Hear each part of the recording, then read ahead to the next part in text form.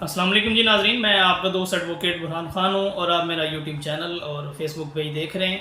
उम्मीद करता हूँ तमाम व्यूवर्स खैर वाफिस से होंगे। नाजरीन, आज का जो हमारा टॉपिक है सेक्शन 123 सीआरपीसी का। पिछले सेक्शन में हमने ये पढ़ा था कि उसकी सिक्योरिटी का जो उसने बांड एग्जीक्यूट किया है उसको रिजेक्ट करती है मजिस्ट्रेट कोर्ट, जो है उसको रिजेक्ट कर देती है। अब इस सेक्शन में ये है कि अगर वो बंदा वो डिफ़ॉल्ट करते हैं, सिक्योरिटी कोर्ट में जमा नहीं करवाता, बांड एग्जीक्यूट नहीं करता, तो तब उसके साथ कानून क्या हुक्म करता है, उसके ख़िलाफ़ कौन सी उसको सज़ा दी जाएगी और किस तरह उसको जेल में डिटेन किया जाएगा और कब तक उसको जेल में रखा जाएगा, आज ये हम देखेंगे। 123 है imprisonment in default of security.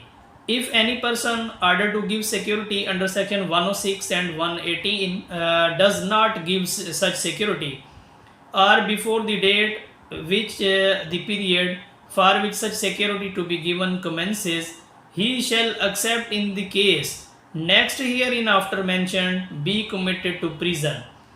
अगर किसी बंदे के खिलाफ 106 और 118 के तहत उसे ये आर्डर किया गया है कि आप जो है सिक्योरिटी बांड एग्जीक्यूट करें और वो नहीं करता एग्जीक्यूट, तो उसको जेल में रखा जाएगा। अगर वो वहाँ पे जेल में नहीं है तो उसको अरेस्ट करके उस जेल में रखा जाएगा। अगर ऑलरेडी वहाँ पे 106 के तहत कन्विक्शन में है तो उसकी इम्प्रिजनमेंट जो है, जैसे magistrate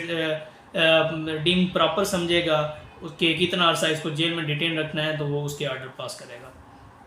if he is already in prison be detained in person until such period expire or until within such period to give security to the court or the magistrate who had made the order requiring it, तो तब तक उसको jail में रखा जाएगा जितने वक्त के लिए सिक्योरिटी तलब की गई है। फ़र्ज़ किया अगर 1 साल के लिए तलब की गई है तो उसको 1 साल मज़ीद उसमें डिटेन रखा जाएगा जेल में। और किसी भी अदालत ने, अगर मजिस्ट्रेट के अलावा किसी दूसरी अदालत ने भी जो आर्डर पास किया है उसके मुताबिक उसको जेल में रखा जाएगा। अब है इसके सब क्लास 2 ये वो है कि proceeding when to be laid down before high court और सेशन कोर्ट। जब सेशन कोर्ट और हाई कोर्ट में इसकी प्रोसीडिंग इसके सामने लाई जाएगी तो तब कौन सा प्रोसेस, तो कौन सा मराहिल वहाँ पे होगा।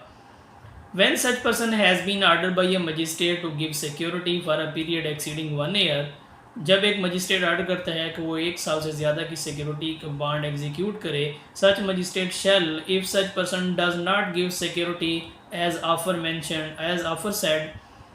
और जो मजिस्ट्रेट ने 1 साल के लिए सिक्योरिटी बांड एग्जीक्यूट करने का हुक्म दिया है और वो नहीं करता, issue a warrant directing him to detain in prison pending the order of the session जज and the proceeding shall be laid down as soon as the conveniently may before such judge। तो magistrate जो है जब तक session जज से order कोई other order वहाँ पे नहीं आ जाता तब तक इसको जो है जेल में डिटेन रखा जाएगा। द सेशन जज क्लास 3 है। द सेशन जज after examining such proceeding and requiring from the magistrate any further information on evidence which he thinks necessary may pass the order as the case में his things fit. जब session जज के सामने ये evidence सामने आएगी और मजिस्ट्रेट उसको इन्फॉर्म करेगा कि ये वजूहात हैं जिस मैंने 1 साल के लिए इसको सिक्योरिटी बांड एग्जीक्यूट करने के लिए कहा था, he is fail to produce security bond, then इसके साथ जो है वो कि उसको वहाँ पे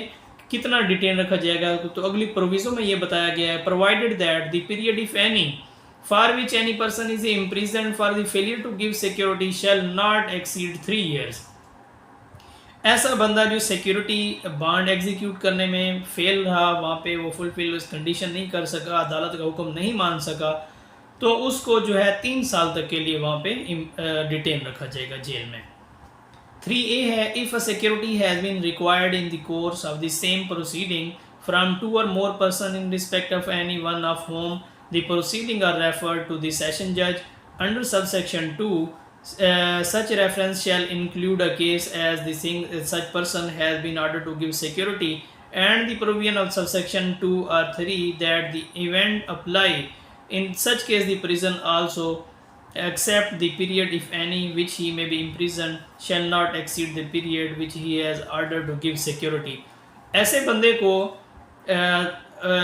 3A ये कहता है कि इस तरह अगर बंदे को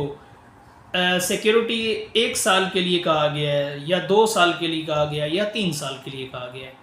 तो जितने साल के लिए उसको ये हुक्म दिया गया था कि आपने इतने साल के लिए सिक्योरिटी बॉन्ड एग्जीक्यूट करना है, और अगर वो फेल रहते हैं तो उसी ऑर्डर के मुताबिक अगर वो 3 साल तक के लिए सिक्योरिटी को तलब किया गया तो फिर उसको 3 साल तक डिटेन किया जाएगा। अगर 1 साल के लिए है तो फिर उसको 1 साल वहाँ पे जेल में डिटेन किया जाएगा इन केस ऑफ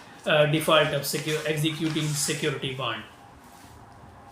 3B है a session judge may in his discretion transfer any proceeding led before him under subsection 2 subsection 3A the additional session judge or assistant session judge, and upon such transfer the additional session judges or the assistant session judge may exercise the power of the session judge under this section in respect of such proceeding। 3B ये कहते हैं कि उसको ये अख्तियार हासिल है कि वो अपना जो केस है वो किसी सबॉर्डिनेट के पास वहाँ पे भेज सकता है, एडिशनल सेशन जज के पास भेज सकते हैं जिसको ये सेशन जज की सेम पास है और उसको वो डील कर सकता है। 4 ये कहता है कि if the security is tender to the officer in charge of the jail the shall forthwith refer the matter to the court magistrate who made the order and shall await the order of such court or the magistrate। Officer in charge of jail जो है उसको detain रखा जाएगा until unless जो magistrate का other जो order है उसके हवाले से वो ना उसको रिसीव हो जाए। काइंड ऑफ इम्प्रिजनमेंट क्या है, और जो सज़ा की जो वो होगी वो सिंपल इम्प्रिजनमेंट होगी या रिगोरियस इम्प्रिजनमेंट होगी। Imprisonment for failure to give security for the peace shall be simple. 4 में ये कहते हैं 5 में ये कहते हैं कि जो इसकी इम्प्रिजनमेंट होगी वो सिंपल इम्प्रिजनमेंट होगी, मतलब कि कैद बामुशक्कत नहीं होगी बल्कि सिंपल उसको कैद वहाँ पे रखा जाएगा।